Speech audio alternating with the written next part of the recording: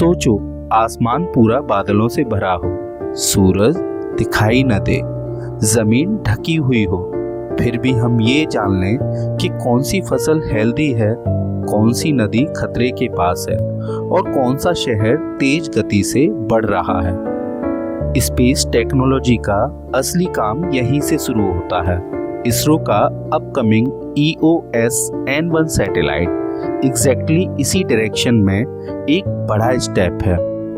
और अगर आप सिविल सर्विसेज की तैयारी कर रहे हैं तो ये वीडियो सिर्फ एक स्पेस न्यूज़ नहीं है, ये एक ऐसा टॉपिक है जहां बेसिक साइंस, टेक्नोलॉजी और रियल वर्ल्ड एप्लीकेशन तीनों एक साथ जुड़ जाते हैं। इस वीडियो में मैंने इस पूरे मिशन को हर एंगल से धीरे धीरे और सिंपल भाषा में समझाने की कोशिश की है। सबसे पहले रॉकेट की बात करते हैं। PSLV यानी polar satellite launch vehicle ISRO का सबसे भरोसेमंद रॉकेट माना जाता है।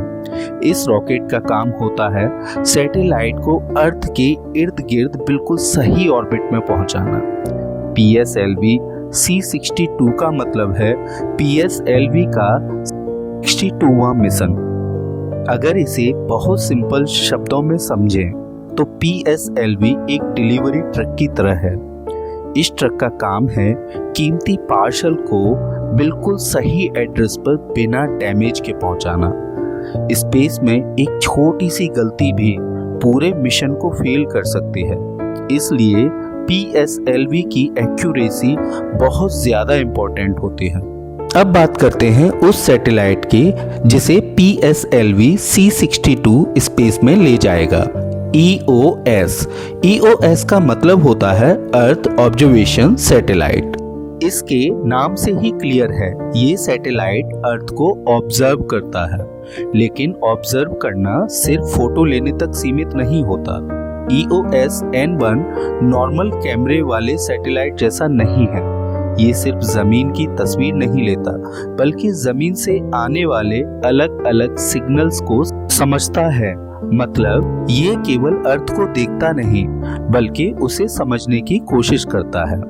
अब यहाँ पर आता है इस मिशन का सबसे important concept, hyper spectral imaging.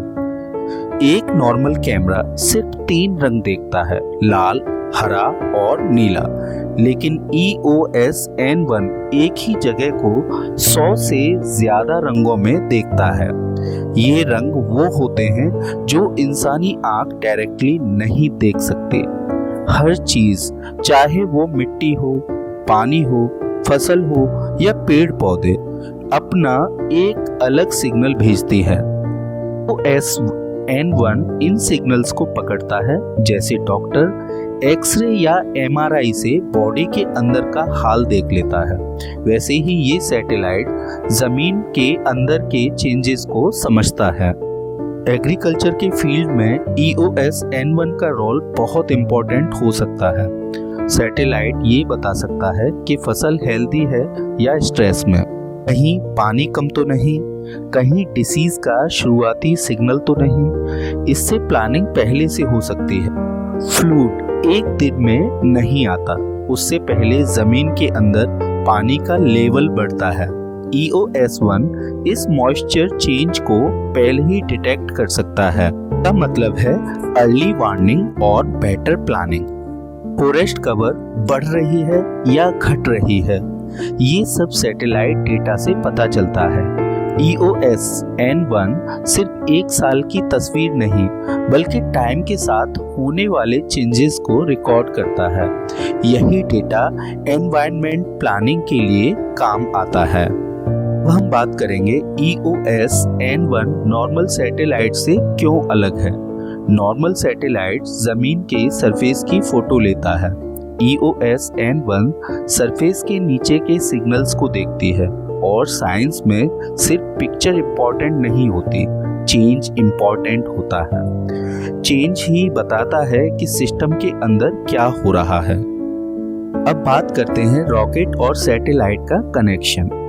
Rocket और सैटेलाइट अलग अलग चीजें हैं, लेकिन दोनों एक दूसरे पर डिपेंडेंट होते हैं। रॉकेट अगर थोड़ा सा भी गलत हो जाए तो सैटेलाइट अपना काम नहीं कर पाएगा, और सैटेलाइट अगर ठीक से काम न करे तो रॉकेट का एफर्ट बेकार हो जाता है।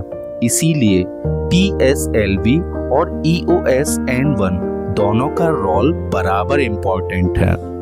दोस्तों, अगर आप सिविल सर्विसेज की तैयारी कर रहे हैं तो इस वीडियो को सिर्फ एक लॉन्च न्यूज़ की तरह मत देखिए। इससे ये समझिए कि स्पेस टेक्नोलॉजी कैसे एग्रीकल्चर, डिजास्टर मैनेजमेंट और एनवायरनमेंट जैसे एरिया में यूज होती है।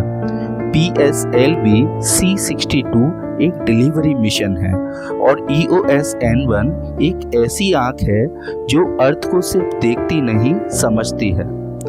तो आपको ये वीडियो कैसा लगा, कृपया मुझे कमेंट करके बताएं।